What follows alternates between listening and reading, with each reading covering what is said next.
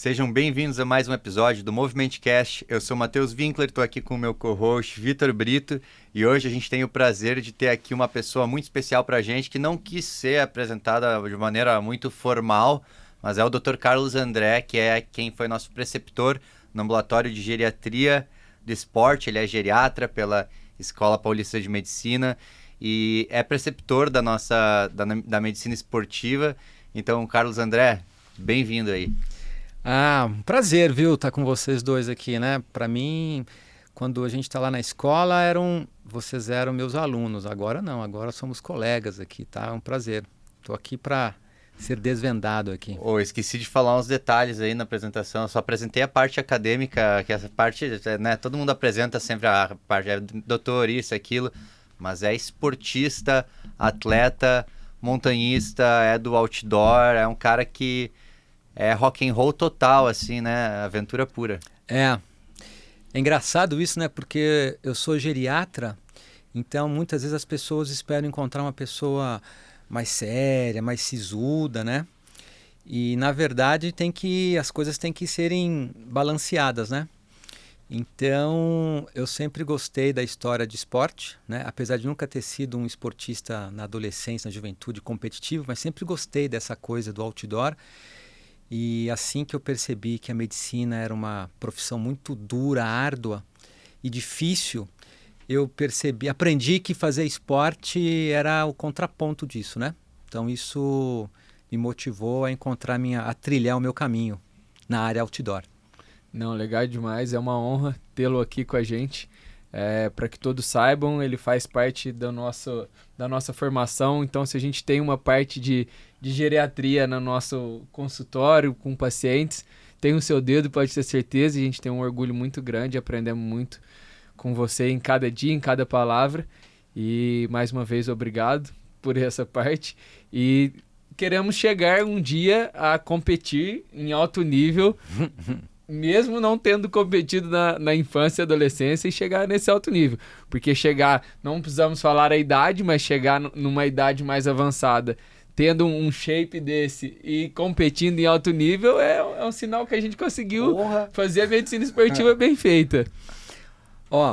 Eu não sei se é competir alto nível, né? Porque você sabe que eu nunca gostei muito da competição em si. Eu sempre gostei de treinar. Gostei de treinar, de fazer força, de participar. O pessoal fala, leão de treino, gatinho de jogo. De jogo, né? Eu não sou gatinho de jogo, né? Porque eu me adaptei muito bem nos esportes de resistência, né?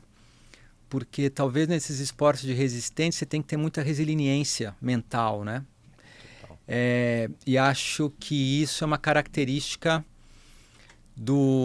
minha, né? E talvez isso seja uma grande característica, eu quanto médico, eu enquanto professor, a tal da resiliência, né? De não perder a paciência com os alunos, né? De ser um bom ouvido com os meus pacientes, né? Porque os idosos adoram conversar, né? E eu gosto de escutá-los, né? Então é uma coisa de escutar. Eu acabei levando isso para o esporte também. Então os esportes que eu escolhi, como trilhei meio ao acaso, mas fui encontrando e fui achando bacana, são os esportes que exigem resistência, endurance e cabeça boa, né? Porque são coisas de muitas horas, né? Então não precisa ser o mais forte nem o mais rápido, mas tem que ser talvez o mais inteligente para poder completar. Traçar estratégia. Vou contar uma particularidade aqui. Não esqueço, no meu R1, né, o primeiro ano da residência, eu cheguei na residência e eu tinha uma aula para apresentar na geriatria. Aí eu apresentei essa aula, aí o professor virou e falou assim, você pode melhorar e tal. E aí todos os próximos temas do mês fui eu que apresentei. E eu falava assim, por que ele me escolhe, né? E aí foi passando os anos... Não é que R1, né, cara? Foi passando os anos no R2, que ele continuou me colocando aulas todas as vezes. Eu falava, mas não é possível. Aí chegando no R3, eu apresentei, eu acho que uma aula, sei lá, passando no mês do ambulatório, ele falou assim, agora você tá bom para dar aula. E aí eu me sinto feliz porque ele acreditava em mim. Ele sabia que eu tinha potencial, ele não deixou de lado. Então eu te contei esses dias isso, né? Você me contou. Esse lado do educador, né, é um lado muito legal, né? Assim, na verdade, não tem muito tempo que caiu a ficha, né? Eu tenho Vou fazer 34 anos de formado, né? Então, assim, eu nunca larguei a área acadêmica, né? Porque você acaba a residência, tive uma segunda residência, você acaba sempre continuando na área acadêmica. Mas essa ficha caiu, né? Que, nossa, você é um educador realmente. Eu tenho uma filha mais velha que ela acabou agora a graduação dela em educação. Então, ela que me falou, cara, você é educador. Eu falei, nossa, é verdade, eu sou educador, né? Então, é porque na medicina a nossa participação é muito presencial e muito assistencial, né? Você vai ensinando na prática lá, não é aquela coisa de sala de aula, né? Mas é isso mesmo, né? Então, acho que o Vitor foi aí escolhido aí para, não, esse cara tem que, vai. Aí você acaba conhecendo, apresenta de novo, vai, você tá bom, você tá empolgado, apresenta. Ele nunca falava não, né? Então, vamos lá, apresenta de novo. E foi assim, né? Eu não esqueço uma vez que a gente estava sentado na salinha, no antigo set, na salinha lá, e ele falou assim, o tema vai ser tal. E aí, quem que vai apresentar? Todo mundo abaixa a cabeça, né? Aí ele olhou pra mim e falou assim, você que vai apresentar, né? Eu falei assim, vou, né? Você tá mandando? Eu vou falar não. Mas é isso, acho que... E essa coisa da medicina, da geriatria no esporte, né? É uma coisa muito... Foi muito casual, né? Foi uma coisa que não foi uma coisa muito planejada de acontecer, mas dentro da Escola Paulista de Medicina, né, você trabalhando com a área assistencial, ainda mais na área da geriatria, era muito chegou uma hora que ficou muito frustrante, porque você tinha a história do hospital, de pacientes graves, né, e muitas vezes você não conseguia fazer a melhor medicina para esses pacientes graves. Você falava, cara, eu tenho que fazer alguma coisa que dê certo, né? E aí foi acontecendo, as coisas foram acontecendo, então eu vi na medicina esportiva e montar o ambulatório de geriatria no esporte uma oportunidade de dar certo as coisas, porque você tem que trabalhar com mudança de comportamento, com adequações, nada de muita tecnologia, mas de muito bom senso, de muito estudo, de evidências, né? E de acolhimento também. Então, acho que essa foi a grande pegada, né? E a gente ter conseguido um ambulatório como a gente conseguiu, né? Com a ajuda de outras pessoas, a Gi, que vocês conhecem, a Gislene, educadora física, que muitas vezes ajuda muito, quer dizer, sempre ela ajuda muito a gente, porque ela tem uma facilidade muito grande na comunicação com os idosos, né? Então, isso é um grande facilitador. Então, foi muito baseado nisso. E eu acho que essa história do educador, quando eu acabei fazendo um mestrado, eu tenho 2 mestrados, sou bimestre, eu tenho 2 mestrados. Eu tenho um mestrado na área... para mim, para você, mestre também. Eu tenho um mestrado na área da nutrição, né, de 2001, e tenho um mestrado recente, 2018, na medicina esportiva, né. Foi uma oportunidade que eu acho que o professor Alberto Potini me deu, que eu falei, nossa, eu vou voltar a fazer pesquisa, porque eu estava muito na área assistencial de educação, mas não fazia pesquisa. E essa oportunidade foi importantíssimo para eu poder melhorar a minha comunicação com os alunos, com os idosos. Eu acho que foi uma oportunidade. Muitas vezes as pessoas falam assim, nossa, eu não quero, né, fazer mestrado para quê? Eu acho que a pós-graduação, estrito sensu, ela ajuda muito você enquanto pessoa, enquanto profissional. Você sempre vai conseguir um degrau a mais, subir um degrau a mais na sua carreira, não especificamente só pelo título, mas pela experiência que você tiver tido, né?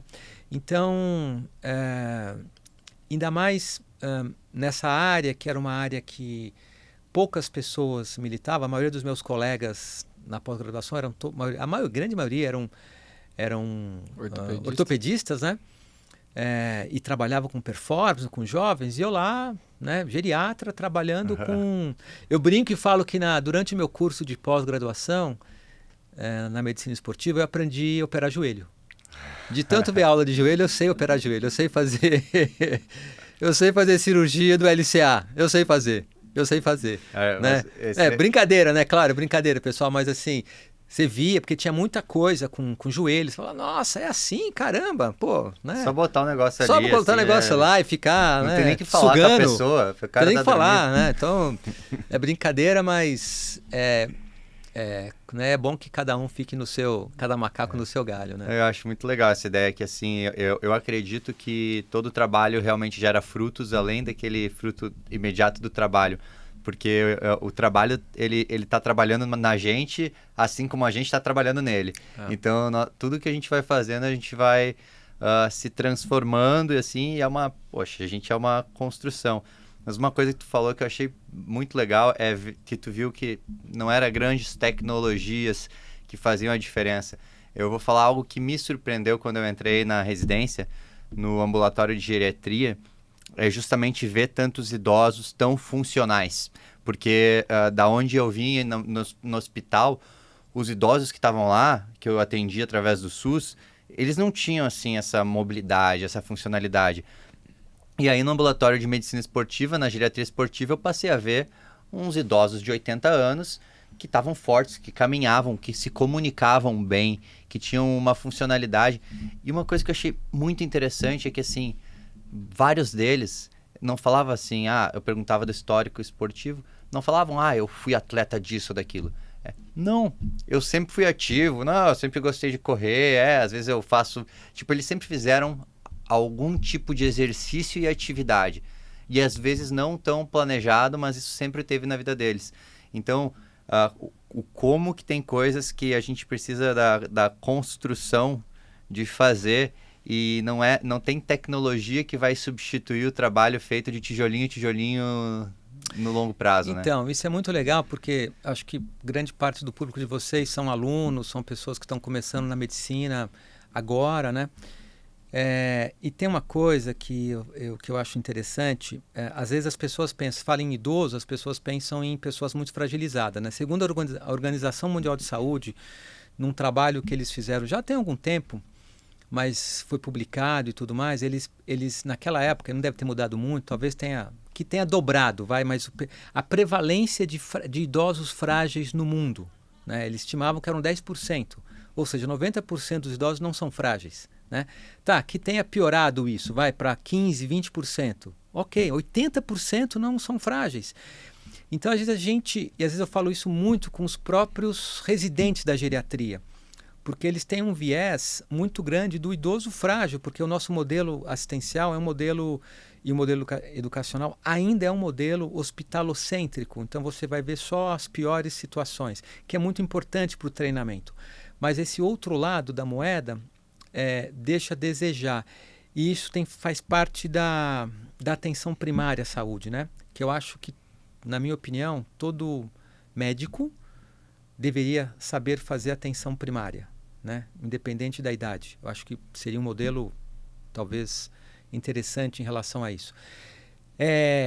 E aí eles vêm muito pouco, então eu dou muito valor quando o residente da geriatria passa um estágio lá de 30 dias na medicina esportiva, porque é um dos poucos momentos que ele tem a oportunidade de ver idosos bons, saudáveis, e ver que dá certo, que pode dar certo. Mas não é que dá certo a intervenção agora, não, dá certo se ele tiver uma intervenção aos 20 anos de idade, aos 30 anos de idade, aos 40 anos, se ele tiver bons hábitos de vida durante a vida. Ok, eventualmente ele pode ter alguns escorregões, mas... ao fringir dos ovos, ele tem que ter tido uma vida minimamente com bons hábitos para que as coisas continuem dando certo. E uma coisa que eu falo também é o seguinte, o idoso frágil, um dia, seja adulto, pré-idoso, ou seja, um adulto ou um idoso jovem, ele foi uma pessoa não fragilizada e que fragilizou. E que talvez com mudanças comportamentais, uma visão diferente da saúde e do cuidado poderia evitar que a coisa fosse para esse caminho da fragilidade, né? Então, agora isso é engraçado que no consultório particular eu consigo fazer isso melhor, né? Porque muitas vezes no Sistema Único de Saúde, no sistema da universidade, da Escola Paulista de Medicina, muitas vezes você não tem essa longitudinalidade, né? Você não é uma coisa contínua assim, né? Enfim, então a gente faz o que a gente pode, né? Ainda eu acho que lá na medicina esportiva e na geriatria a gente consegue ter uma coorte de adultos, idosos, que a gente consegue minimamente, que eles estão envelhecendo, né? E eu acho que eu comecei lá em 2007, 2008, né? Então tem bastante tempo, e muitos deles estão lá desde essa época. Só que estão aí já 15 anos mais velhos, 10 anos mais velhos. Então, algumas coisas vão acontecendo, né? E eu acho que depois da pandemia, ou durante a pandemia, foi um momento de quebra de hábitos, né? Quebra de, né? O idoso ficou isolado, parou de fazer exercício físico, se alimentou pior, alguns tiveram a doença maior, de uma maneira mais grave ou não. Então mudou, talvez teve um degrau para baixo aí na qualidade e na funcionalidade de vida deles, né? E a gente tenta resgatar isso daí, né? Mas é isso aí, não é tecnologia. Mas ao mesmo tempo também teve uma conscientização nesse período, né? Porque os idosos que não eram ativos, não tinham uma qualidade muscular boa, eles tiveram desfechos piores. Então acredito que muitas pessoas acordaram para a vida, talvez não fosse o momento adequado, que não tem mais tempo para se tornar ativos, mas grande parte dos adultos pré-idosos começaram a se tornar mais ativos para evitar enxergar essa prevenção, essa medicina um pouco mais primária ali que a gente comenta bastante, que eu acredito muito que a medicina esportiva consegue interferir. Porque a gente pega não só o perfil do idoso, mas como o adulto jovem que... E não é só performance, né? Exato. Não é só performance. Você não quer pegar só aquele cara que está lá no top. Você quer pegar... Eu acho legal esse lado de vocês, da medicina esportiva, ser uma especialidade que prima pela atividade física, supervisionada, orientada, pelos bons hábitos de vida, mas não pela performance, né? Então isso é uma coisa muito, muito importante. A gente estava nessa conversa. Performance, né? O que é performance? Várias vezes a gente entra nisso, porque no fim prima pela performance, dependendo de como a gente falar. Porque nesse cenário que o Vitor falou, é interessante que eu noto que aumentou muito a corrida de rua. E a busca por corrida de rua, a busca por tênis de corrida. Muita gente começou a correr no período da pandemia. E eu tenho vários pacientes que começaram a correr no período da pandemia e o que eu ouço com frequência é que fez muito bem para a cabeça deles. Então, o quanto o esporte ele afetou a performance, não do esporte em si, mas atuando numa performance de vida. Então, a gente tem muito essa visão assim de tipo, sempre que se fala performance, sim, você performa, entendeu? Você performa no seu esporte e o teu esporte é a tua vida. Então, é um atleta da vida. Só que assim, tem várias modalidades aí, né? Tem a modalidade médico, tem a modalidade atleta amador, a modalidade pai. Sim. E aí, tipo, o teu output de performance, é tu que define o que ele é. Mas com certeza, em todas essas esferas, algum nível de atividade física vai te ajudar a performar. Eu falo que eu sou igual o pato, né? O pato é um triatleta. Ele nada, corre e voa. Só que ele nada mal, ele voa mal e corre mal, mas ele vai, né? E tem aquele ditado, frango que acompanha pato morre afogado, né? Então, assim, mas é bem isso mesmo, você tem que fazer de tudo um pouquinho, não precisa ser o melhor em tudo e vai fazendo. E essa história da pessoa acordar na hora da pandemia, né? Eu tive 2 ou 3 exemplos, assim, fantásticos, de 3 idosos, muito idosos, que eu achava que eles eram frágeis.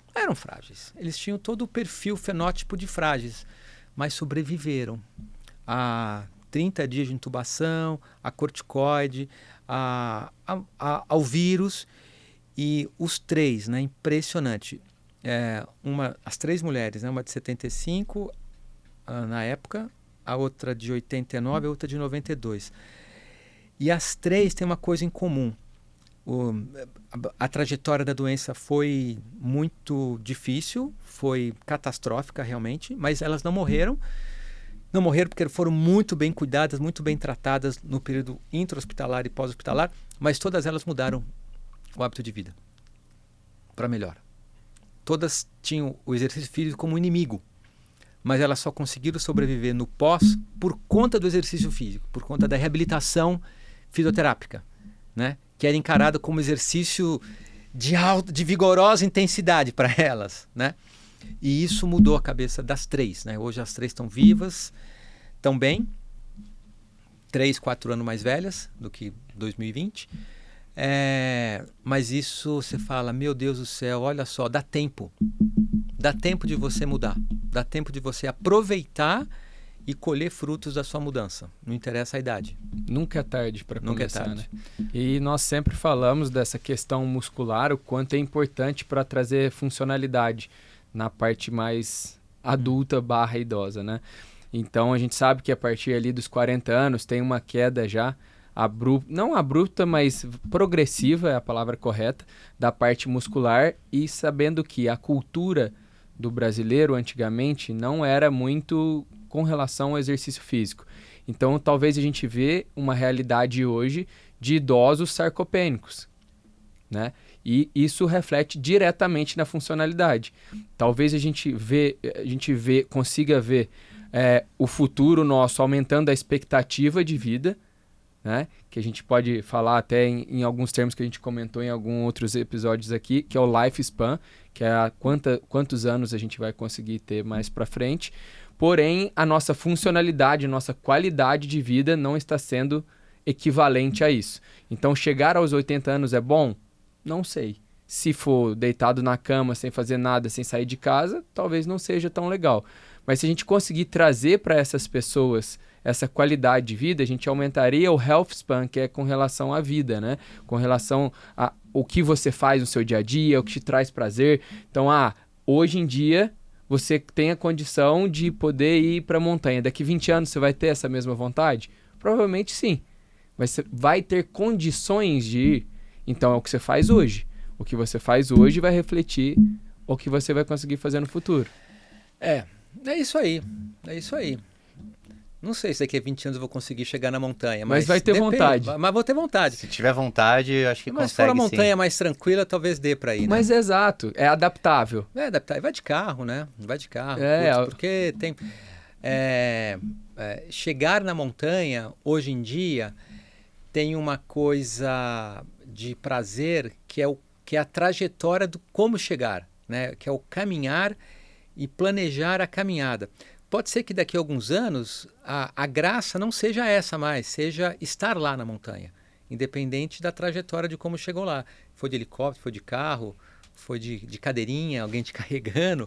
Pode ser que a graça esteja simplesmente estar lá, né?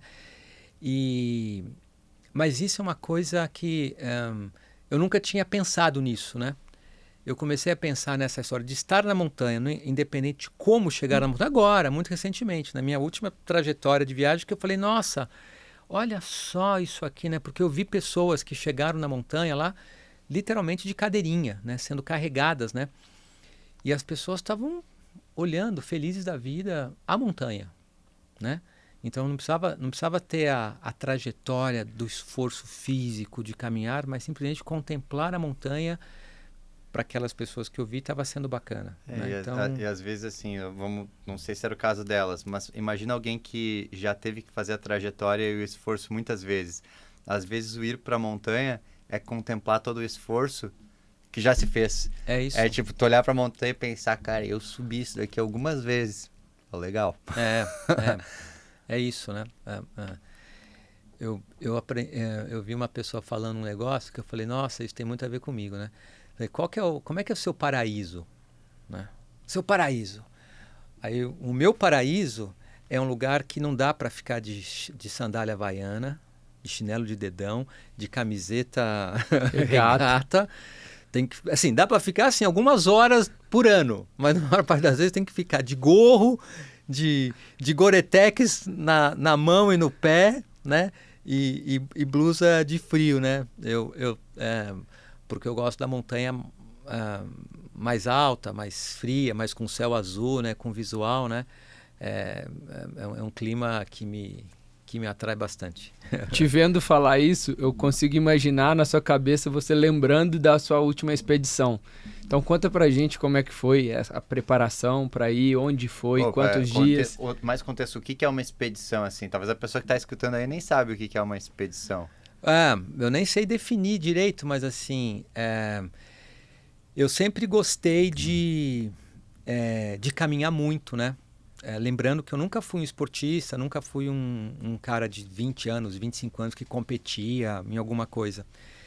Mas eu sempre gostei de dar uma corridinha antes dos 30, caminhar um pouco, ter contato com a natureza. Eu lembro que eu ia no sítio do meu tio e falava, nossa, que legal isso daqui. Eu gostava de caminhar pelas plantações de milho e tal, colocar uma bota e pisar na lama. Falava, nossa, é muito legal isso, né? Bom, de uns anos para cá, eu conheci a montanha e conheci o caminhar até a montanha e o caminhar conquistando a subida da montanha. Então, acho que talvez tenha uma definição, mas o meu conceito de expedição é uma tarefa, é uma atividade que você leva dias para você completar e que você acaba tendo que levar junto de si a grande parte das coisas que você vai usar. Então é mochila nas costas, né? Sebo nas canelas e sai caminhando. E eu tenho uma grande companheira, que é minha esposa, que a gente está junto já há 30 e carambas de anos, que eu conheci na faculdade, e ela tem a mesma paixão que eu. Então foi muito fácil quando a gente descobriu isso. Não foi uma coisa que a gente estava planejando. Quando a gente descobriu que a gente estava gostando disso, isso foi se transformando, a gente conseguiu fazer grandes caminhadas, grandes trekkings, grandes expedições em vários lugares pelo mundo. Por conta da minha característica de profissional, da minha profissão de ser médico, eu só consigo me desligar da minha profissão quando o celular não toca, quando o WhatsApp não pega, e aí tem que estar num lugar que não tem 4G, não tem 5G, não tem nada, né? E aí tem que ser um lugar mais inóspitos, mais longe, mais longínquos, né? Então, a gente caminhou muito, a gente já fez muitos trekkings aqui nos Andes, nos Alpes, nos Pirineus, muito, né? A gente tem a sorte de ter... A irmã da minha esposa casou com um catalão que é montanhista e que mora na Catalunha, então ele me apresentou muitas coisas dos Pirineus, que é um lugar assim que eu acho fantástico. E aí a gente já fez algumas coisas nas Montanhas Rochosas também, na América do Norte, enfim. E aí a gente sempre teve vontade de ir para um lugar que é o lugar que assim, talvez seja a cereja do bolo, né? Que são as montanhas mais altas do mundo. E aí a gente acabou já há alguns anos... A preparação é muito legal, né? Como é que começa a preparação de uma expedição? Começa com você comprando um mapa em algum lugar. Assim, vou comprar um mapa, né? Pá! Peguei um mapa, né? Você encontra algumas livrarias fora do país só de mapas de trekkings do mundo inteiro. E aí eu comprei, né, um livro, comecei a ler sobre o Nepal, né? Sobre a grande cordilheira, né, a maior cordilheira do mundo, né, que pega toda aquela região, China, Nepal, enfim, do Oriente. E aí comecei a ler fui atrás de alguns livros de histórias, de romances que contam alguma coisa daquela região. Eu nunca tinha ido para o Oriente, né? Nunca tinha vivenciado você ficar junto com a cultura hindu, com a cultura budista, nunca. E o Nepal, ele é um país que está assim, ele está entre a China, né, e a Índia. É um país que nunca foi colonizado oficialmente, assim, com uma colônia, né? Mas a China está lá já. A China já está andando por lá, já está colonizando de uma maneira informal. Dos 14 grandes picos acima de 8.000 metros, 8 estão no Nepal. Então, eu li um livro que foi escrito em 1951 sobre a primeira expedição, a primeira conquista de um pico de 8.000 metros, né? A gente chama de conquista de um pico de 8.000 metros. Tipo domar uma fera, assim, né? Alguém ir a 8.000 metros em 1951. Pô, mas é uma conquista. Isso é do ser louco agora, né? Esse negócio de expedição é do ser humano, assim. É do DNA tu explorar e querer botar tua bandeira. E aí eu descobri que o Everest, né, que é a maior das montanhas, sabe-se da existência dele desde 1860 e alguma coisa. Caraca. Que ele sendo o mais alto do mundo. E aí a primeira expedição foi francesa. Foi os franceses que resolveram ir em 1951, bancado pelo governo, pós-Segunda Guerra, autoestima baixa na França, a França destruída. O alpinismo era um esporte assim que as pessoas da classe média... Bom, classe média na Europa é classe média, todo mundo é classe média, né? Era um esporte da classe média e conquistar a montanha era uma coisa comum. Então o governo falou, vamos bancar a primeira conquista de 8.000 metros. Aí foram para lá. Então tem todo um livro sobre isso, né? O autor é Maurice, esqueci o sobrenome dele. Depois ele foi prefeito de uma cidade famosa dos Alpes franceses, Chamonix, 2 ou 3 vezes, prefeito lá, enfim. E o livro é sensacional, porque o livro na verdade é um diário dele, né? E aconteceu muita coisa, parece filme, né? Né? Parece filme Indiana Jones, né? Acontece, você vai lendo, você vai centrar. Então eu falei, nossa, nós vamos fazer a mesma coisa que eles fizeram, que eles tentaram fazer. Então eles foram para um pico chamado Annapurna, que é dos picos acima de 8.000 é o mais baixo, tem 8.030, apenas 8.030 metros de altitude. E existia uma estrada há séculos no Nepal, que era um caminho que ia perto desse pico. Então eles aproveitaram que essa estrada existia e foram tentar achar esse pico, demoraram muito tempo para poder encontrar, enfim. Não vou dar spoiler do livro. Mas existe um circuito ao redor dessa montanha e a gente foi fazer esse circuito, a gente começou a se preparar, a logística é mais importante, é muito mais importante que o preparo físico. Se você quer saber, é isso. Fazer academia 3 vezes por semana, você está apto do ponto de vista físico a fazer um trekking. A gente não foi a 8.000, a gente foi a 5.500, que é uma bela altitude. A gente fez um circuito, um looping ao redor desse pico do Annapurna, né? Uma coisa bem tradicional para lá para o Nepal, uma coisa bem conservadora. O que pega é a altitude e a adaptação da altitude. Então tem que ser uma coisa bem planejada, né? Bem esquematizada. O esforço, eu confesso a você que eu já fiz trekkings de esforço físico muito piores aqui nos Andes, nos Pirineus, aqui no Brasil, na Chapada Diamantina. Eu passei muito mais perrengue de força física, de cansaço físico por esforço. Lá o que pega, claro, você tem que ter um condicionamento físico, mas nada absurdo. Mas o que pega é a história da altitude, né? Então você tem que... a gente foi atrás de uma empresa que nos levava, né, que desse guia e carregadores. Contratamos sem atravessador, contratamos diretamente lá. Tínhamos já algumas indicações de pessoas que já tinham feito com ela. Raiz. Todos eles nepaleses, eram 6 pessoas, nós éramos em 6 brasileiros, todos nós 6 nos conhecíamos há muitos anos. Alguns eram colegas já de um esporte chamado corrida de aventura, que fazia tempo que eu não os encontrava, mas a gente, na verdade, fazia muito tempo que eu não convivia com eles. Então a gente a minha esposa era uma dessas 6, e eram 6 nepaleses, 2 guias que falavam inglês, e 4 que eram chamados carregadores, né? Sherpas? Não, Sherpa é um sobrenome de uma casta. Eles eram tamangues, que é um outro sobrenome de uma casta. É como se nós fôssemos paulistas, mineiros, tá certo? Então todos os mineiros são primos? Não, são da região de Minas, mas os sobrenomes são mineiros. Então os tamangues são da região de Tamangue, não são primos? Não, mas estão todos eles da mesma casta. Os Sherpas também, então eram todos tamangues e todos eram budistas e um era monge, né? E é impossível você ir para o Himalaia e não ter esse contato com a história, seja do budismo, seja do hinduísmo, né? Porque está muito presente na cultura deles.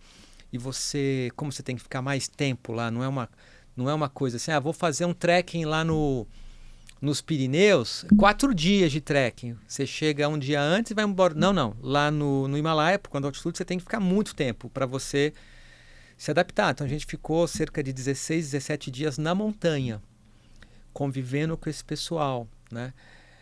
Um lado da montanha totalmente budista, o outro lado da montanha totalmente hinduísta. E essa experiência de conviver com essas pessoas, com as culturas, com os hábitos alimentares, com o jeito, com a preocupação que eles tinham com a gente, não era uma preocupação só de uma empresa de turismo que você comercial, estava contratando. Era uma coisa muito de cuidado. satisfação, de cuidado. Você via que tinha isso, claro, mas você via que eles estavam... eu fiz aniversário na montanha, né? Então era impressionante. Eles falavam para mim, olha, para a gente está sendo uma coisa muito importante e estamos muito alegres de você ter escolhido a gente para passar seu aniversário, sabe? É uma coisa assim... bem diferente. É tipo, sabe quando tu recebe alguém, uma visita, alguém, tu quer que a pessoa, tu quer levar a pessoa num lugar, tu quer que a pessoa goste, e tu tá exatamente, preocupado, né? Preocupado.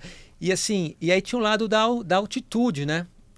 Eu já estudei isso algumas vezes, gosto do assunto, já li livros sobre isso, já co-orientei o Gabriel Gani. Gabriel, um abraço para você, que é o cara que faz ambulatório de medicina, né? De aventura, que é um cara que conhece tudo de altitude. O mestrado dele eu orientei, ajudei ele. A gente levou um monte de atletas para fazer uma corrida nos Andes, em altimetria mais elevada, então eu tive que estudar bastante isso. E então eu sabia como que ia ser as coisas, né? E aí, só que eu já tinha tido 2 experiências com altitude muito negativas, que eu passei mal, então eu estava apreensivo com isso tudo, né? E aí é uma questão de confiança, de você confiar nos guias, né? Os caras falavam, ó, hoje vocês vão ter dor de cabeça, mas assim, bebam mais água, se hidratem melhor, caminhe devagar, não precisa sair correndo, vai dar tempo, vai devagar, aprecie a paisagem, olha os picos e pererê. E o cara ia ditando o ritmo, né? Então, quando você tentava ir mais rápido, ele chamava, não, fica aqui, fica atrás de mim, vem devagarzinho. E as coisas iam dando certo, sabe? Day by day. Até o grande dia, que era o dia que a gente chegava a 5.500, né? Que a gente chegava num passo. Para quem não sabe, passo é você tem um vale, aí você vai mudar de vale. Então você vai subindo a montanha, você vai seguindo o rio, subindo, chega a 5.500, aí você muda o vale e começa a descer a montanha pelo outro vale, né? E no meio estão o Annapurna, de 8.050. Então, o visual era deslumbrante, né? Você olhava assim, um paredão, você estava 3.000, 3.500, antes dos 5.500. Você olhava assim, puta, tem mais 4.500 esse paredão aqui. Aí lá do outro lado, caramba, cara, tem mais 3.000 aqui desse lado. Então é uma coisa muito grandiosa, né? Você se sente uma formiguinha no meio da floresta, né? E tá lá, né, meu? Himalaia, cara, as placas tectônicas estão lá embaixo, né? Aquilo lá de vez em quando mexe, né? Dá uns tremores, lá você fala, como é que isso aqui tá tudo em pé, né? Então, foi uma experiência diferente pela altitude, pelo visual, né? Que é um visual muito diferente, e pela experiência de você conviver com pessoas do Oriente, que são pessoas com uma cultura diferente da nossa, com experiências diferentes da nossa, e num momento que eles estão preocupados com a crise do planeta, né? Com a questão da sustentabilidade, e que ao mesmo tempo eles estão preocupados do ponto de vista político, tal, que a China está chegando, a China está dando... É um país muito pobre, muito, muito, muito pobre, o Nepal. Então, a China está oferecendo ajuda para eles, né? Para reconstruir algumas coisas que foram derrubadas no último terremoto, que eu acho que foi 2016 ou 17, 16, para dar saneamento básico, para melhorar algumas estradas, algumas pontes, sabe? Então eles não têm grana para isso. Então a China tá...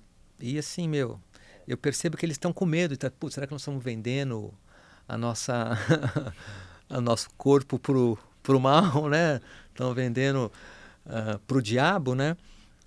Então, a realidade é essa. Mas, não tem jeito, né? Como é que eles vão... E é muito complicado, né? Porque um dos meninos que estavam lá, que era nosso guia, um moleque tem 23 anos, né? Eles falam inglês porque eles aprenderam inglês no Exército Britânico. O Exército Britânico tem uma estação lá. O Exército Francês também tem. E eles aprendem inglês lá. Quem consegue ficar mais tempo no Exército consegue aprender. O Exército Britânico ou francês, né? O Exército nepalês não tem. O país era uma monarquia até 15 anos atrás, a família real foi morta, fuzilada em praça. Imagina, isso tudo está muito recente, né? Cara, que doideira. É muito recente. Isso. E o país muito pobre, né? Então você vê, cara, eles vêm, tem Wi-Fi no caminho inteiro, Wi-Fi.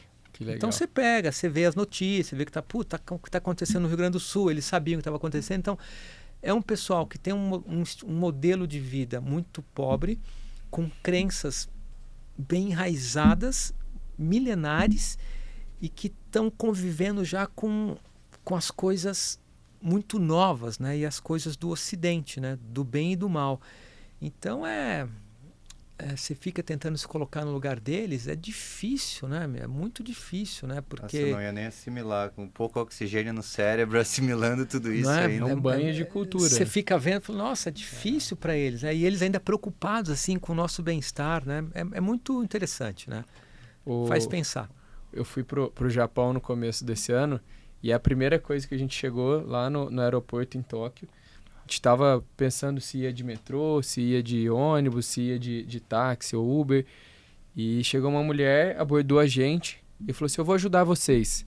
E a primeira coisa que a gente pensa, não precisa não. Ela, não, mas eu quero ajudar vocês. Enfim, ela ajudou a gente, explicou todas as coisas. E aí no final, meu pai falou assim, deixa eu acertar com você. Aí ela falou assim, acertar? Não, eu tô te ajudando porque você veio pro meu país, você veio visitar o meu país. E eles têm essa cultura.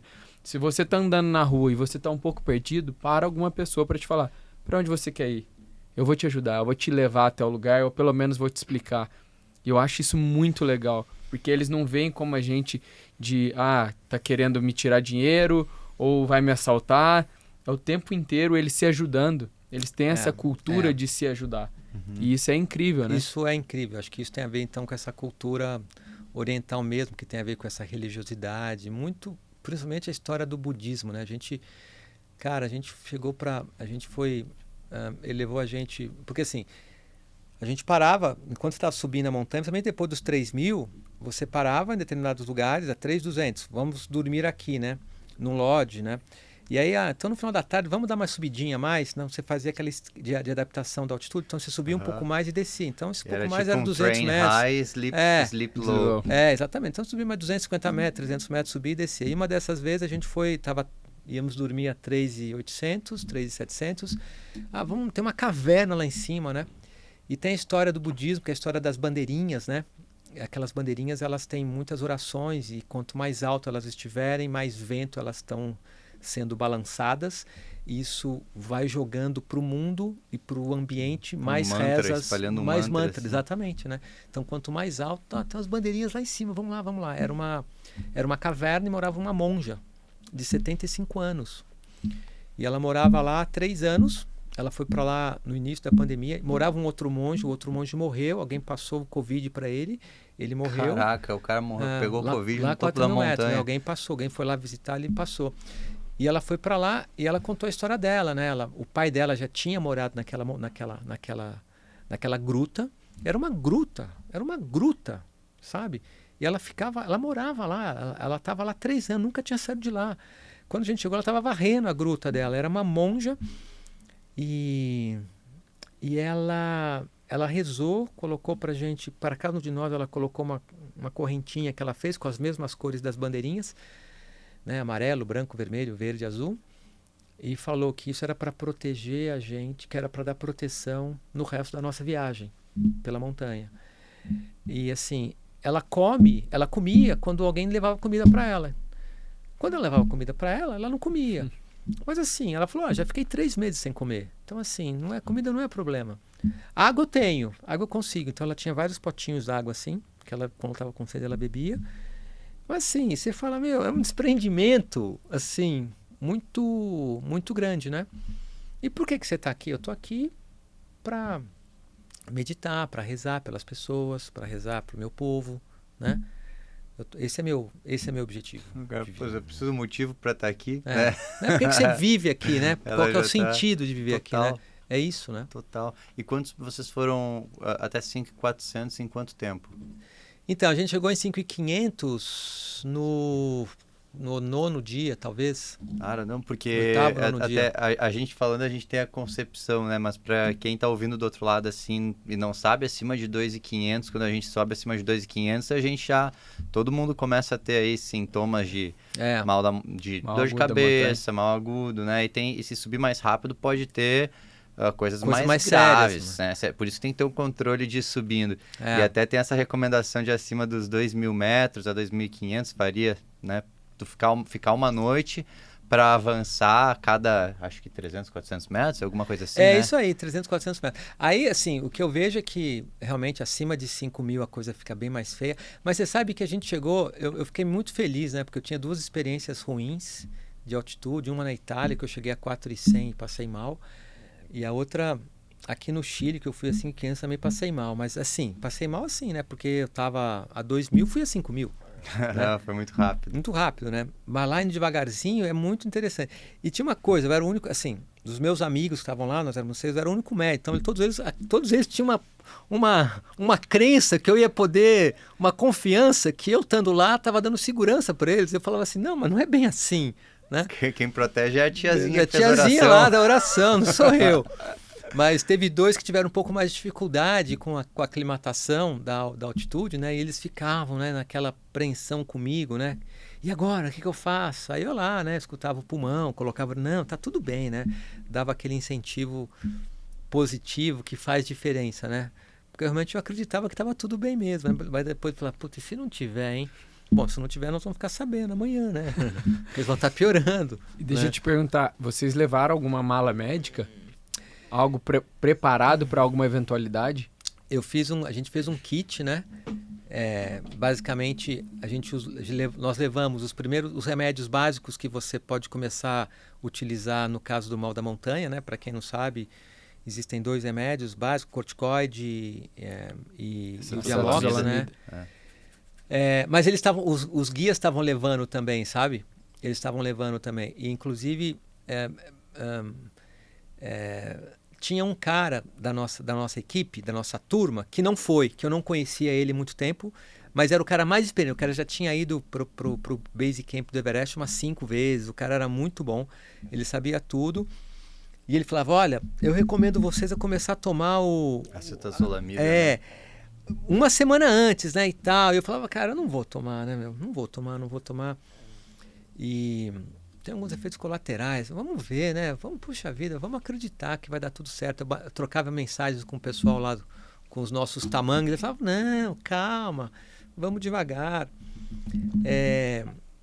E aí tinha uma dica, né, que eles deram pra gente assim, ó, hoje vocês vão ter dor na frente do rosto, na cabeça, no fronte. Mas essa dor não é da altitude, é do vento, né? É do vento seco. Agora, aí no outro dia, hoje vocês vão ter dor na nuca. Essa dor na nuca é da altitude, né? Então a gente sabia diferenciar, né? Então, quando você ficava com dor na nuca, você falava, caramba, tô com dor na nuca, né? Aí você parava, tal. Aí um dos segredos era assim, hidrata, né? Toma líquido. Isso eu sempre aprendi, né? Mesmo nas provas de aventura que eu sempre gostei de fazer, tá passando mal, come e bebe água. Tá com tontura, come e bebe água. Tá vomitando, come e bebe água. Come e bebe água, que assim, alguma coisa boa vai acontecer, vai resolver, né? E isso, né? Nem mãe com criança, né? A criança chorando, olha a fralda, se a fralda não tá suja, é fome ou é sede. Então a história da altitude, uma das coisas, né? Veja, eu não sou um expertise, né? Mas assim, a gente, né? Como honor e saber da medicina, a gente sabe que a primeira coisa que acontece quando você vai subindo, o coração começa a bater mais rápido, você começa a respirar um pouco mais acelerado, né? Isso aumenta a frequência respiratória, claro, né? É uma adaptação. E outra coisa que acontece, você começa a fazer muito xixi, tá? Porque você inibe um pouquinho o seu hormônio antidiurético. Você começa a fazer um shunt, tem uma explicação fisiológica. Você faz alguns shunts no pulmão e o fato é que você faz mais xixi, né? Então, assim, é muito perigoso você desidratar. Então, você tem que estar bebendo muita água, né? E vai bebendo, né? Água, chá, né? O que tiver. E uma coisa importante, né? De preferência, água mineral, né? Porque a água do degelo é uma água com poucos minerais. Então, tem que ser água mineral. Então, foi dando certo, né? As coisas foram indo. E aí você entende, né? Os caras são tranquilos, eles olham, eles são... E assim, eu conversei um pouquinho sobre urgências, né? Para entender até que ponto eles conheciam. Então, assim, eles já tinham socorrido algumas pessoas na montanha, já tinham chamado helicóptero para fazer resgate de clientes deles, né? Então, acho que as coisas... eu acho que eu fui mais como um turista mesmo, sabe? Ah, é difícil, é legal, é. Mas, é mais uma questão de desprendimento, de tranquilidade, do que propriamente de um condicionamento físico. Eu acho um negócio que a natureza tem, assim, muito forte, é esse chamado à natureza, eu acho que tá em todos os seres humanos. Acho que isso, tipo, é o nosso DNA, né? Tu vê um lugar, eu quero explorar, eu quero subir, eu quero chegar, eu quero fazer... E a gente sempre tem essa sensação, todas as vezes que eu tive em contato com a natureza, assim... O que tem do outro lado, né? E tu se sente sempre assim, tipo, insignificante, porque tu é tão pequeno, mas o simples fato de tu estar ali, tu se sente de alguma forma protegido, abençoado, respeita, abraçado. Ela não vai te fazer mal, respeita, não fique tiçando ela, não fique querendo competir com ela, né? Não fique querendo então, competir não teve com um ela. preparo assim, tu falou, não precisa um grande condicionamento físico, mas de certa forma foi todo um processo de condicionamento psicológico e espiritual, tipo assim, tu começar a ler romances, cara, isso aí é tipo, tu realmente, tu já tá vivendo a experiência de que tu vai te entregar pra uma jornada ali, pra uma expedição, né? É isso aí. Porque tu tem que estar com a mente resiliente e forte, de saber tipo, cara, que... eu vou... E se tu começou meses antes, se preparando, lendo um livro, tu não tá pra brincadeira. Porque assim, né, você larga o que nós chamamos de conforto, né? Então assim, os lugares que você vai dormir são muito, mas muito simples e algumas vezes até não tão higiênicos. O banheiro, cara, que você vai encontrar são banheiros, Eu achava que nem encontrava banheiro.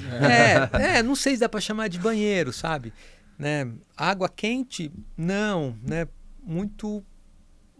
Às vezes você encontrava água quente. Então, são coisas que você não pode chegar lá e ficar chateado porque isso está acontecendo. Isso já faz parte, você tem que saber, isso é assim, né?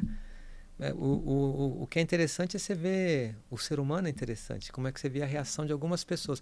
Tinha uma menina que foi com a gente, uma senhora que foi com a gente, eu chamo de menina porque é da minha idade, mas para vocês vão chamar de senhora. Pro cara que é geriatra, assim, abaixo de 60 anos é uma menina. É criança. Cara, foi a primeira vez, ela já tinha feito umas 5 maratonas. Tá? Já fiz umas 5 maratonas. Mas fazia tempo que ela não treinava, ela estava destreinada. Então ela achou que ela ia com o background dela, né? Beleza.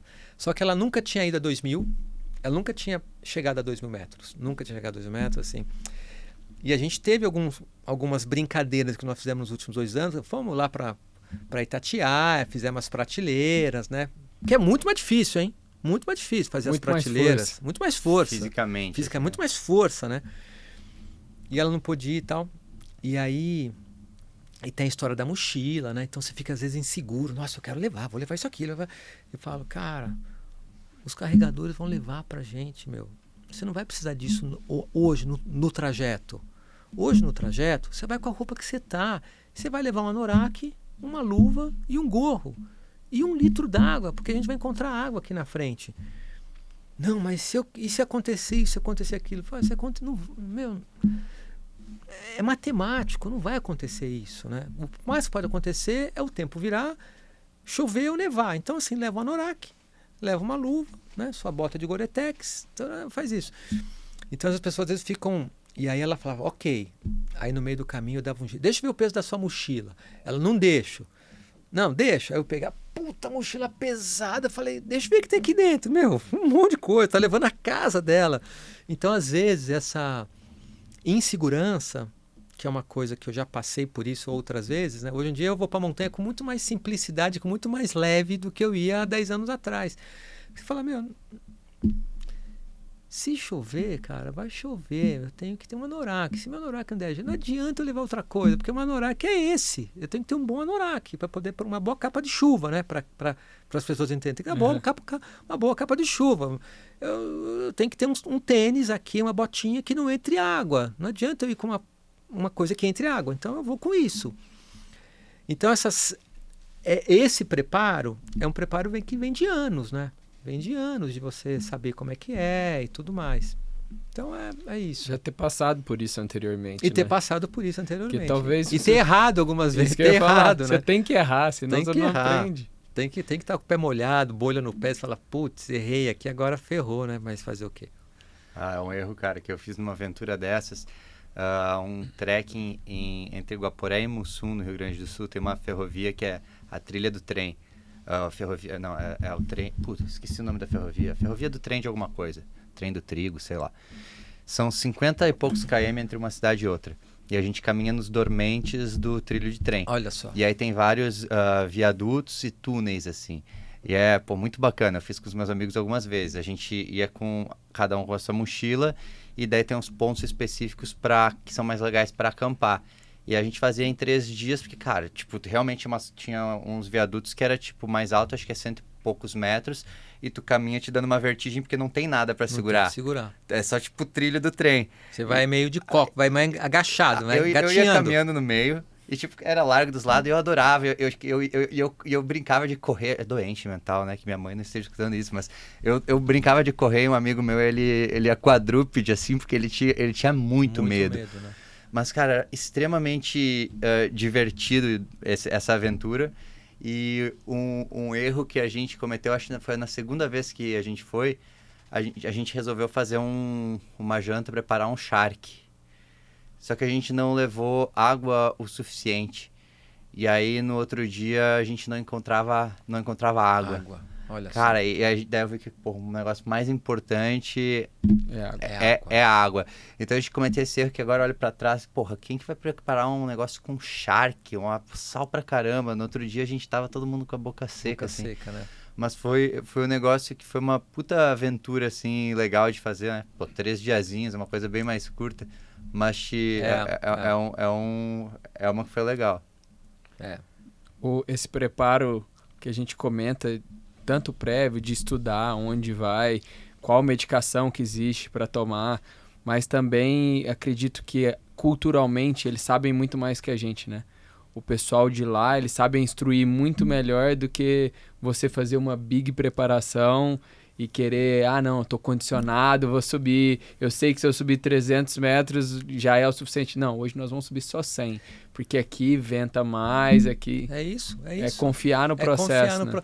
É igual você receber, talvez, um polonês aqui no litoral do Nordeste e falar, você tem que usar protetor solar, não adianta você usar, tem que ser 40, né? Põe uma camiseta, põe um gorro, né?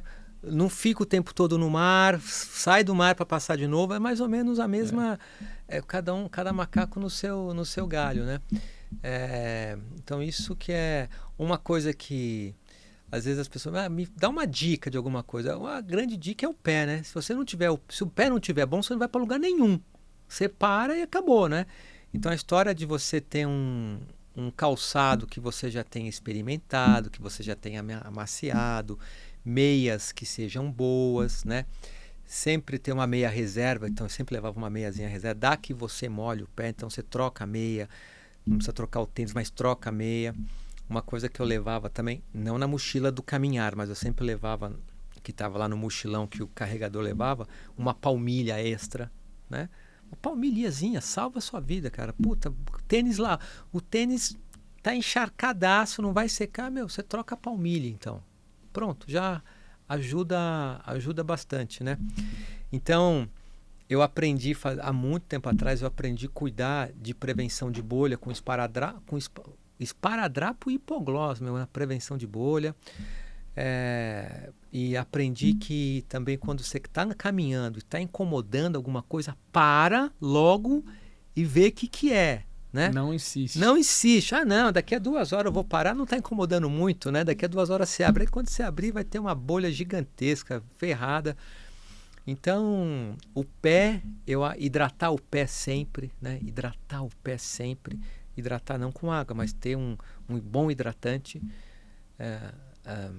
Às vezes... esqueci o hidratante, né? Hidratante é grande. Pô, tô levando hipoglós, porque o hipoglós eu uso também para para outras coisas, então, lasco o hipoglós na meia e visto a meia com hipoglós dentro, né? Aquele hipoglós vai passando no pé, vai hidratando o seu pé, faz uma proteção, sim. Então, são algumas coisas que eu aprendi, deu certo comigo, deu certo com outras pessoas, você continua fazendo, né? Você continua fazendo. Então, é isso. Algo interessante também, que a gente comentou sobre o mau agudo da montanha, ele acaba tendo sintomas muito parecidos com a veisalgia, né? A ressaca em si. Então, o que acontece? Seu aniversário, foi comemorar, beberam alguns drinks ali, e aí no dia seguinte, acorda, não sabe se é ressaca, não sabe se é a questão... E rolou isso aí de vocês tomarem uns drinks? Não, na verdade, putz, eu resisti ao máximo, eu não tomei. Nesse dia, não. A gente tomou uma cerveja, e realmente eu tomei meio copo de cerveja no dia que a gente chegou. Na verdade, a gente chegou a 5.500 e descemos, né? A gente não dormiu, a gente dormiu a 4.800 e depois a gente dormiu, chegamos em 5.500 e descemos e fomos dormir a 3.800. Então, quando a gente chegou em 3.800, eu tomei uma cerveja, mas preocupado com isso, né? Tomei um copo de cerveja e tomei mais meio litro d'água para poder compensar. Porque essa preocupação existia.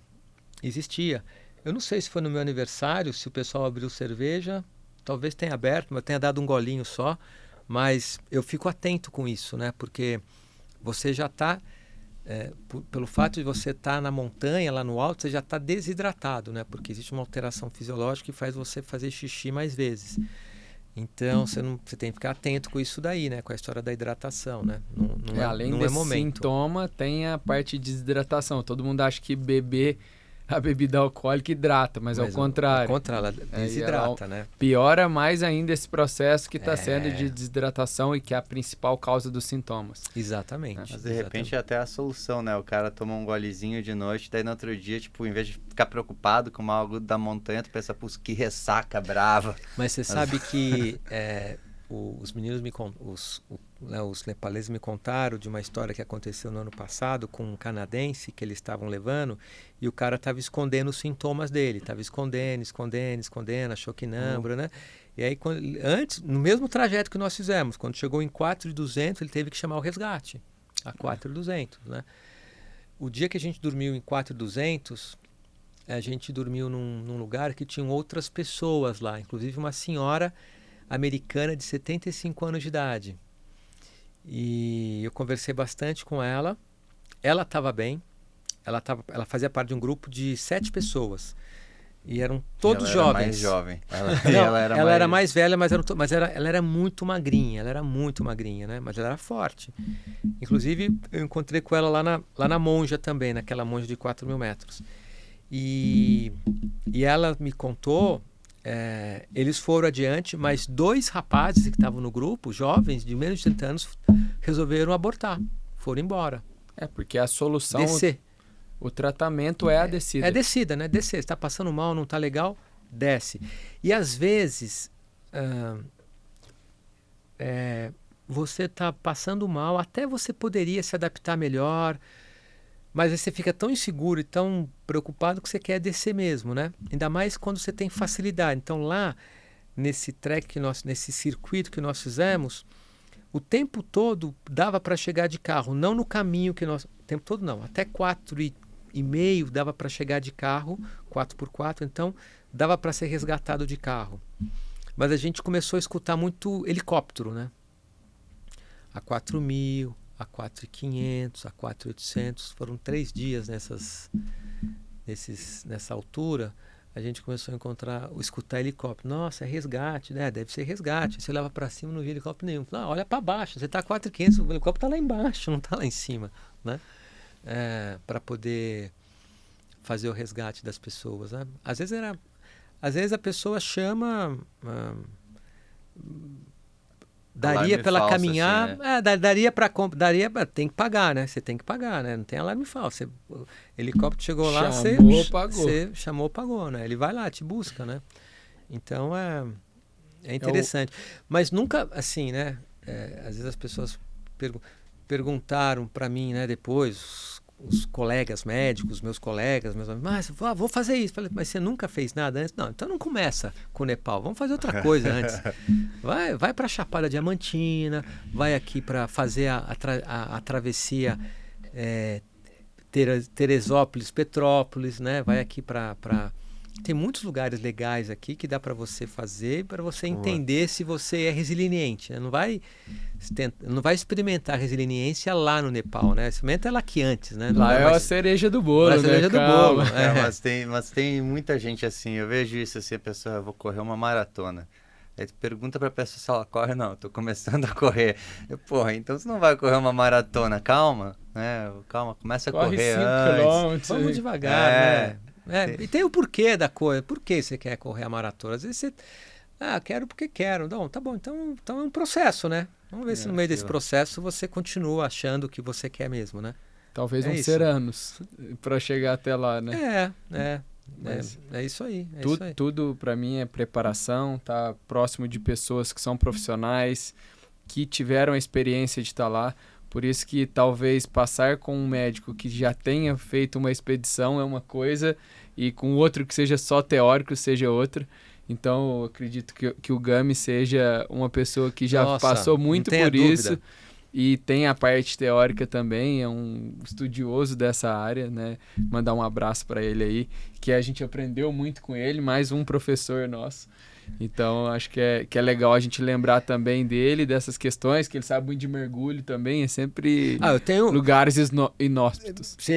Né, acho que ele gosta do podcast de você, então eu tenho um orgulho, né? Tenho um orgulho de ter sido co-orientador dele e tenho um orgulho de ter apresentado a montanha para ele, porque a primeira vez que ele foi fazer alguma coisa de competição na montanha, que ele virou agora um grande corredor de montanha, apesar das 2 próteses de quadril, ele foi nesse projeto do mestrado dele, que ele estava com um problema lá, tinha dado errado a pesquisa que ele ia fazer.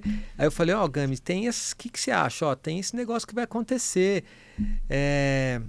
lá perto de Mendoza. Ele falou, vamos tentar, vamos de cabeça. Então a gente conseguiu fazer junto. E aí, para aproveitar, já que a gente estava lá, a gente aproveitou e correu também a prova. Eram 3 dias de prova, né? Legal. E aí o Gabriel falou, nossa, correr na montanha é muito bom. E agora o cara... É um manquito da montanha. É um manquito da montanha. O cara, onde tá, o cara tá fazendo. Cara, né? mas tem um elemento engraçado nisso que realmente, né? Tu fala assim, o geriatra te dá um aspecto assim de... O geriatra, de uma cautela e tal. Eu não tô dizendo que tu não tenha cautela, mas tipo assim, meu geriatra faz mountain bike, entendeu? Meu geriatra faz Ironman, corrida de aventura.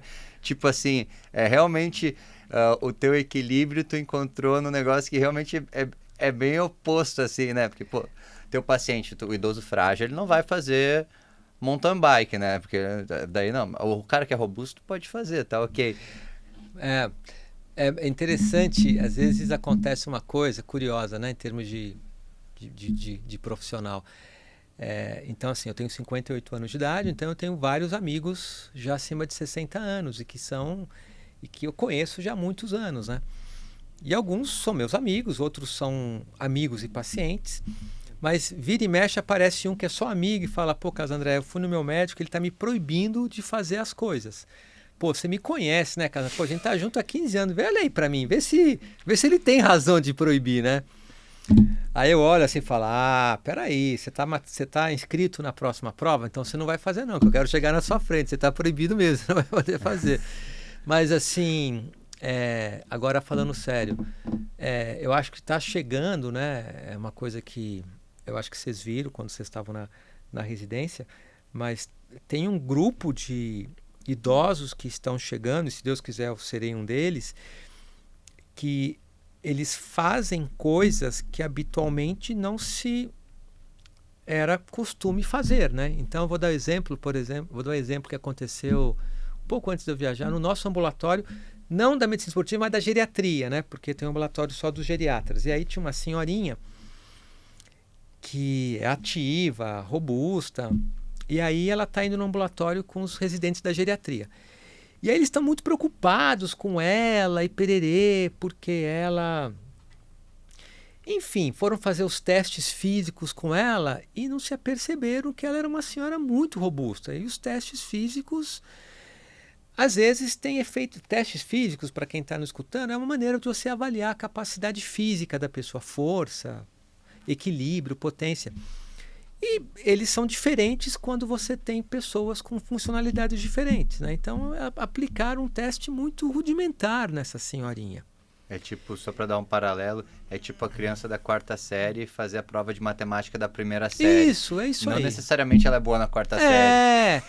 E aí, nossa, e tal. Bom, e aí eu vi, eles foram discutir comigo, quando eu vi o nome, eu falei, mas vocês fizeram esse teste nessa senhora? Essa senhora eu conheço ela. Não, vocês podiam fazer uma coisa melhor. Vamos lá na sala, vamos ver no consultório. Quando eu cheguei no consultório, a primeira coisa que eu vi era um capacete de motocicleta do lado dela. Aí eu virei e falei assim para os residentes, vocês não viram isso do lado dela? O que é isso aqui? Ah, meu capacete de moto. Eu falei para os meninos, vocês não viram isso daqui? Não, não vimos. Falei, cara, que médico que vocês são? Que entra numa sala, né, vê uma senhora, vê uma capacete, nem tem a ousadia, né, a curiosidade de perguntar. Bom, final da história. Ela morava na Praia Grande, a consulta era na Escola Paulista em São Paulo, ela simplesmente, sempre que ela tinha consulta, ela subia de moto. Ela passou no teste. Entendeu? Ela subia de moto. Como é que você vai fazer um teste simples numa pessoa que, sei lá, 70 quilômetros? 80 de moto? Só pegar a moto, subir na moto, subir na Anchieta ou na Imigrantes, né? Pegar Ricardo Jafé, entrar pelo meio. Ela ainda veio cortando os carros. Cortando os caminhos, né? Eu falei, olha só, né? Imagina como é que é a plasticidade cerebral dessa senhora. Então, assim, isso por si só, então, são coisas que imagina. Quando é que você ia pensar? Nossa, eles ficaram olhando para mim, né? Os residentes, nossa, é mesmo. O cara é um gênio. Então, cada vez mais está acontecendo isso, né? Então, você tem que se adequar a isso. As verdades que tinha-se, ou que ainda tem, talvez não são tão verdades assim, né? A gente tem que... E essa história, como você falou, gostei que você falou, Matheus, que o que é performar, né? O que é performar para o cara que vai fazer agora, daqui a 1 mês e meio, as Olimpíadas, que vai... Para o Pio, né, que vai fazer 400 com barreira, o performar para ele vai ser medalhista, né? Eu acho, né? Mas para essa senhorinha que vai de moto, o performar para ela, não é nem a moto, porque a moto ela também nem estocou, não. Isso eu faço sempre. Falei, você sempre vem de moto? Sempre venho de moto, doutor Carlos. Imagina, nossa, o ônibus é muito chato, tem que esperar, a van também, eu pego minha moto e venho. Né? O que é performar para ela? Né? Então, a gente tem que... Acho que uma característica do profissional, não é só do médico, mas é de todo profissional da área da saúde, é uma coisa que eu vi lá no Nepal, é se colocar no lugar do outro, né? É você ver se o outro está satisfeito é ver a trajetória do outro. Então, o profissional da área da saúde, ele tem que se colocar no lugar do outro para poder compreender os desejos do outro, né? Então, às vezes, quando o meu amigo vai lá me procurar como médico, pô, Carlos André, o meu ortopedista, tô com uma dor, meu ortopedista me proibiu de eu fazer tal, de subir de mountain bike. Mas ele nunca viu um mountain bike. Como é que ele sabe que eu vou fazer? Como é que é isso? É porque era o mais fácil, né? Eu falei, então, você falou para ele que você podia fazer então, pedalar na USP, que é plano? Pedalar na USP, pedalar na ciclovia. Não falei isso para ele. Acho que ele nem sabe isso. Falei, então tem que conversar, né? Então, às vezes, os profissionais da área da saúde não sabem essas... Isso é atenção primária, né? E dentro da medicina esportiva a gente consegue encarar esse objetivo do paciente, né? Até uma das coisas que eu me propus a fazer, a gente tem um script para seguir na anamnese para os residentes que estão entrando, saberem qual que é a primeira pergunta. E a primeira delas eu queria que colocasse era objetivo. Porque o objetivo do paciente não é o seu. Isso. Então, através do objetivo dele, eu traço as próximas metas, vamos falar assim, talvez a curto prazo, a longo prazo, a médio prazo, e aí a gente chega no objetivo final, que seja o que esse paciente quer. Então, até o exemplo aqui, eu queria continuar andando de bike. Talvez você não vai para a competição que você queria, mas pode andar aqui na USP. Essa é a realidade, né? Porque talvez se eu tirar a bike desse cara, ele vai ficar mais sedentário, ele vai ganhar peso. Isso é um fator de risco para ele ter um infarto breve. Sim, sim, Então... E assim, falando assim, uma crítica a nós médicos do esporte, assim, a gente vê muito esse lado e trabalha isso, só que eu noto que às vezes a gente também tem um pensamento viciado nesse sentido de que a pessoa chega na nossa frente e a gente pensa, performance. Tipo assim, você tem que performar. Pô, tu tá tomando o carbo e não sei o que, tu tem que aumentar, fazer o tiro, fazer... Tu perguntou se o cara quer, entendeu? Tipo assim, tu tá presumindo que ele tem que performar numa prova e que ele tem que aumentar a distância dele, e daí tu quer dar o carbo, isso, aquilo, e a proteína e não sei o que. E, cara, tu nem falou, de repente, eu corro só por lazer, eu não quero melhorar minha performance, não. Eu quero só continuar correndo assim, não tô afim de ir mais rápido. A gente tem essa ânsia, assim, de querer, porque a gente viu que é o que muitos querem e a gente quer já automaticamente dar pro cara antes de se colocar no lugar, que no teu caso ali seria, tipo, para todas as vozinhas se faz a mesma coisa. Mas, cara, não vai fazer a mesma coisa pra vozinha que veio de capacete de moto, né? E a gente faz, tipo, o reverso também. É isso aí. Mas acho que talvez seja um viés até do final da residência, né? Acho que quando você termina a residência, sua formação não está completa. E nunca vai estar completa. Então tem que fazer um ano mais de residência. Não, nunca vai estar completa. Mas as coisas acho que acredito que quando termina a residência, você está pronto, qualquer residência. Deve ser assim. Você está pronto para agora fazer uma maturação daquilo que você viu, daquilo que você aprendeu e começar a compreender as coisas, né? Então, todo mundo, acho que certamente o cardiologista no final do R4 dele, ele quer, vamos fazer furosemida, né? vamos fazer CAT em todo mundo, vamos fazer, né? O geriatra quer fazer PET scan para ver a cognição, ver se tem alterações, vamos fazer um líquor, vamos dosar as proteínas tal, vamos ver se é Alzheimer, se não é Alzheimer. Então, assim, e aí você vê que, calma, gente. Aquela frase um dia depois do outro. Simplicidade é o mais sofisticado nível de complexidade, né? Tem alguma frase assim, né? Ou a simplicidade é a mais elevada sofisticação, alguma coisa assim. Muito a simplicidade é tudo. Pra gente amarrar aqui tudo que a gente conversou desse tempo que passou rápido pra caramba. Pois é, tô vendo aqui, meu Deus. É muito legal saber da história. Eu até queria ter perguntado antes, mas eu falei, não, vou deixar lá pro dia pra eu ver pessoalmente. Foi muito legal ver a sua experiência, quanto você é apaixonado pelo esporte em si também, vários esportes, né? Não só a expedição da montanha. E queria que você deixasse uma mensagem para o pessoal sobre a medicina esportiva, como você enxerga a nossa especialidade, visto que a geriatria, em algum tempo, talvez quando você fez a residência, estava passando pelo mesmo que a gente está passando com a medicina esportiva, por ser uma especialidade nova, o pessoal conhecendo. O que você poderia dar para a gente de dicas para enfrentar e também para o pessoal entender um pouco mais essa fase? Eu posso falar então, acho que eu posso falar bem à vontade, porque eu não sou médico do esporte, né? Eu não tenho a carteirinha, eu não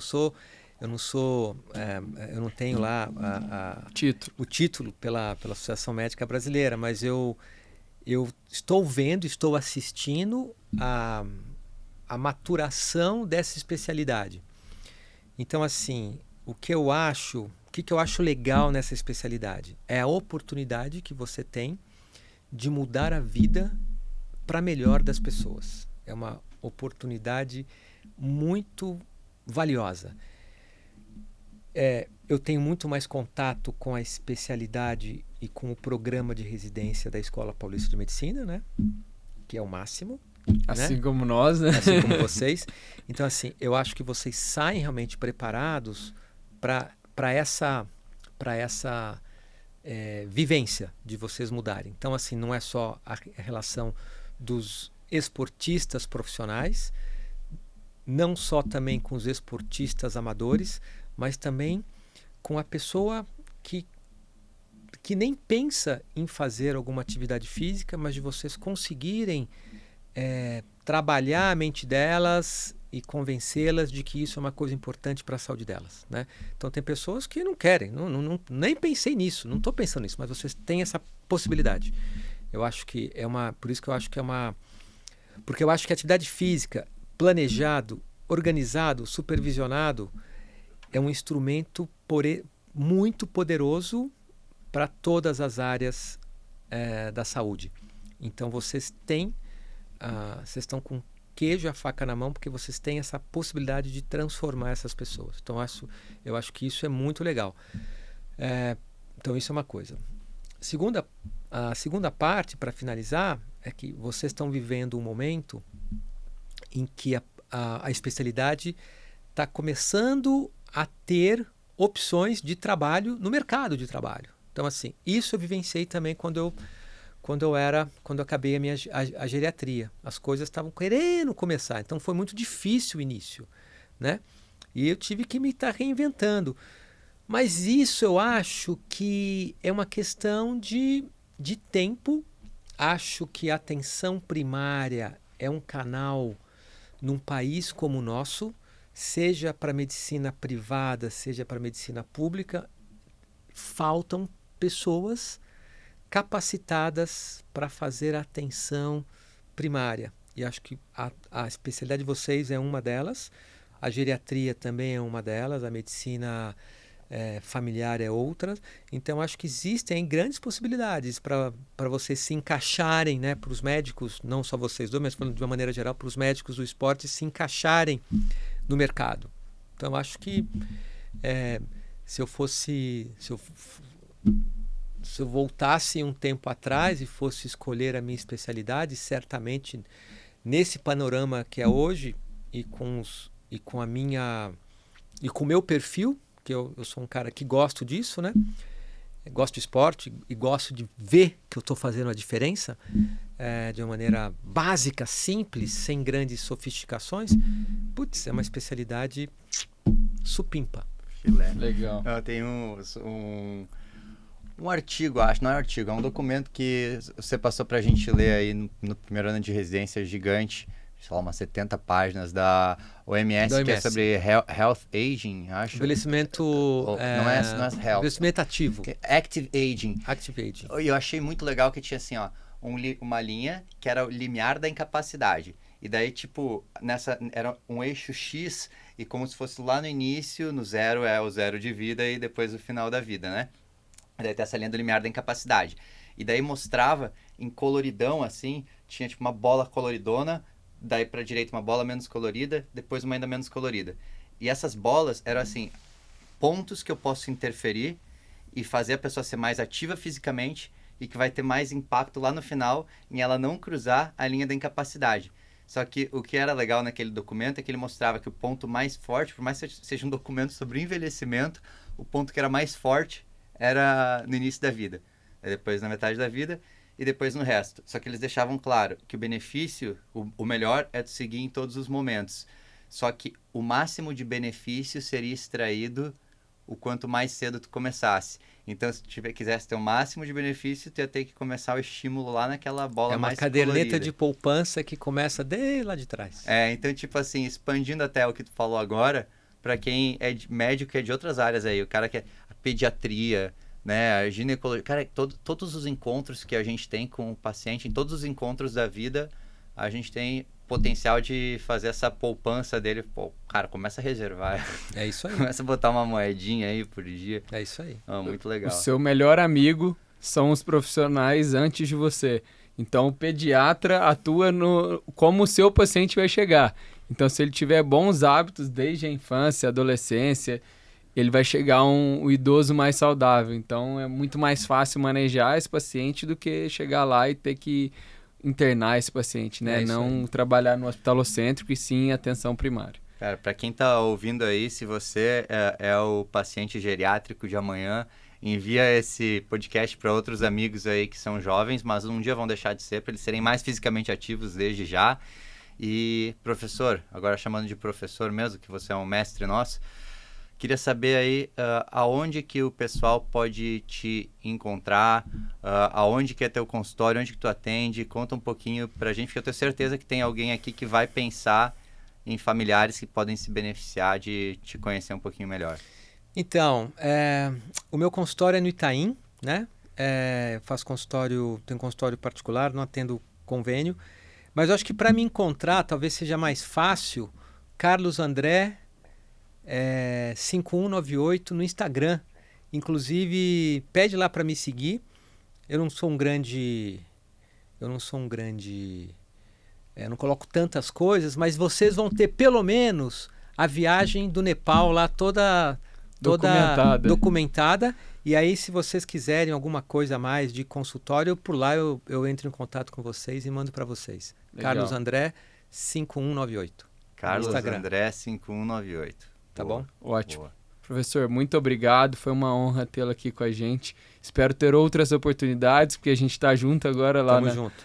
Unifesp, agora estando do seu lado, né? Sendo um colega professor também. É isso aí. E teve um dia que ele virou para mim e falou assim: eu sabia que você ia ficar.